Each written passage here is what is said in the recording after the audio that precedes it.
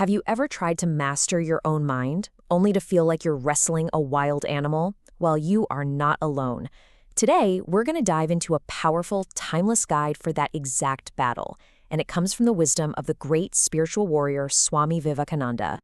So let me just ask you, does your mind ever feel like it has a mind of its own?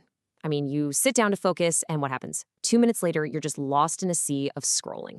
You decide you're going to be calm, and then a whole stampede of thoughts just scatters your peace. In this world of constant pings and notifications, this isn't just a random feeling anymore, it's pretty much our default state. What's so incredible is that over a century ago, Vivekananda just nailed this. He didn't just see the mind as a restless monkey. No, he took it way further. He called it a drunken monkey that's then been stung by a scorpion and then possessed by a ghost. Just think about that for a second. It's not just distracted, it's chaotic, it's in pain, and it's completely out of your control. That, he said, is the nature of an untrained mind. All right, so where do we even begin? Well, the very first step on this journey is to just acknowledge it. We have to realize that the biggest battle we're ever going to face isn't somewhere out there in the world. Nope, it's right here, with the chaos inside our own heads.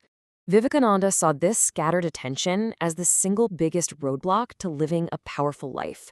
He believed the only real difference between an ordinary person and a great one is the power of their attention, their focus. So before we can build anything of value, we first have to reclaim that power. But how? How do we reclaim that focus? Before we get to a single technique, Vivekananda insists on something much deeper, a fundamental shift in how you see yourself. See, you can't tame a monkey mind if you think of yourself as weak. First, you have to awaken the lion that's already inside you. And this, right here, is the absolute heart of his philosophy. The first most critical step to mastering your mind is to just stop identifying with weakness. Your true nature isn't broken or flawed. It's infinitely powerful. So the work isn't about fixing yourself. It's about remembering the power you already have. This really breaks it down into the two states we can live in, right? You've got the sheep mindset, which is reactive. It's always being controlled by what's happening outside and what other people think. But then you have the lion mindset. That's self-directed, it's calm, it's conscious, and it doesn't need anyone's approval because it knows its own strength, right from within. So where does this deep, profound fearlessness actually come from? Well, it's rooted in this concept of the Atman. Vivekananda taught that all our fear comes from one simple mistake. We think we're this temporary body, or we think we're our chaotic mind. But the moment you realize your true self is the eternal, unchanging soul, what's really left to be afraid of? So you've started to claim that inner power. That's huge. But what do you do in the heat of the moment when stress hits you in the face? For Vivekananda, the answer was always simple, and always right there with you: your breath. He taught that we're not just breathing air, we're breathing prana, this universal life force. And here's the kicker. He said the mind is the king of the senses, sure, but the breath is the king of the mind. If you can control the flow of prana with your breath, you gain immediate command over your mental state.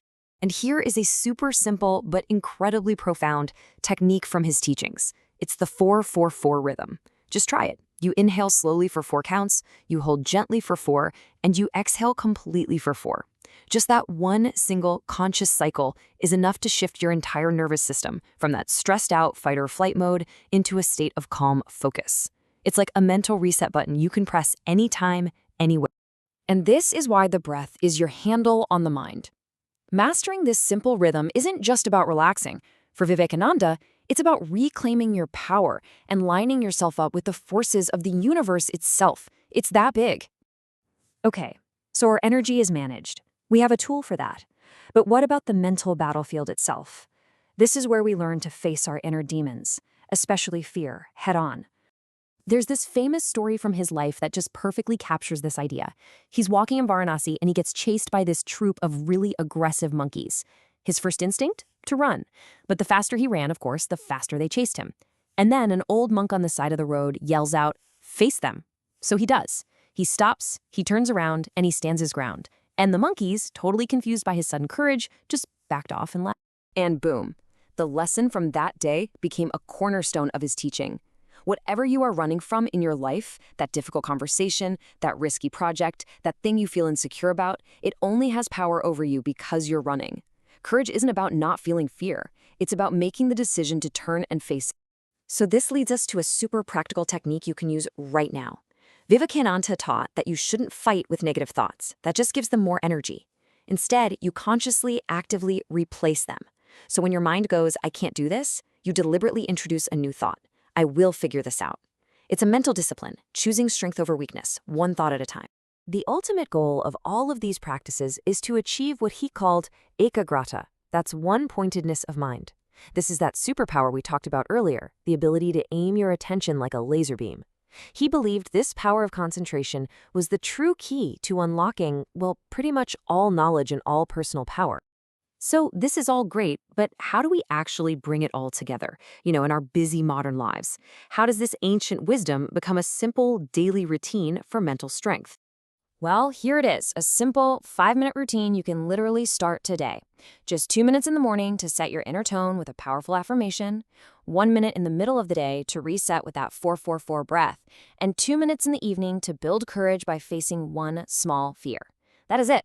It's practical, it's achievable, and it's incredibly powerful. And this is maybe the most important part. Mental strength isn't something you're just born with. It's a muscle. And every single time you choose a power thought, face a tiny fear, or take a single conscious breath, you are doing one more rep. In this work, consistency is absolutely everything. This quote just perfectly captures the spirit of his entire message. It's a direct call to action. It's a powerful reminder that you are not a victim of your circumstances or your thoughts. You are the creator. And the tool you use to create is your own focused, disciplined mind. So I'll leave you with this question to really think about. If you truly mastered your attention, if you could aim your mind like a laser without distraction or fear or doubt, what great work would you accomplish? What kind of life would you build? The power is already within you.